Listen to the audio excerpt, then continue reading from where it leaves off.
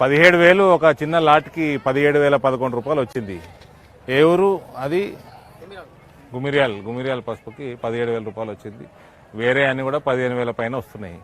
సంతోషం, రైతులు సంతోషం వ్యక్తం చేస్తున్నారు. మేము ఒకటే అంటున్నాం, మోదీ హే తో ముమ్కిన్ హే. నెక్స్ట్ సీజన్కి వెళ్ళి 20,000 పైననే పసుపు రేటు ఉంటుంది. ఎగుమతులు ఇంకా పెంచుతాము.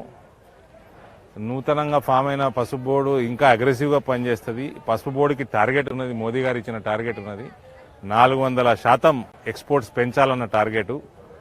1,600 కోట్లు ఇప్పుడు అవుతున్నాయి. 6,400 కోట్లకు పెంచాలని 2030 వరకు ఆయన టార్గెట్ ఇవ్వడం జరిగింది ప్రధానమంత్రి గారు.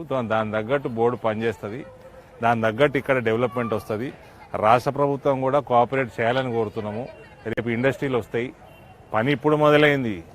అరవింద్దైనా బీజేపీదైనా నిజామాబాద్ పసుపు రైతుల కోసం పని ఇప్పుడు మొదలైంది. ఇప్పుడు అయిపోలే. ఇన్ఫ్రాస్ట్రక్చర్ పెంచాలి, ఇండస్ట్రీ తీసుకురావాలి.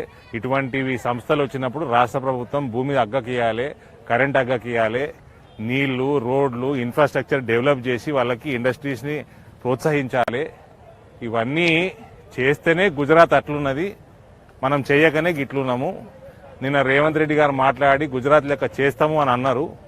కాబట్టి ఈ కోఆపరేషన్ పసుపుతోటే మొదలుపెట్టు.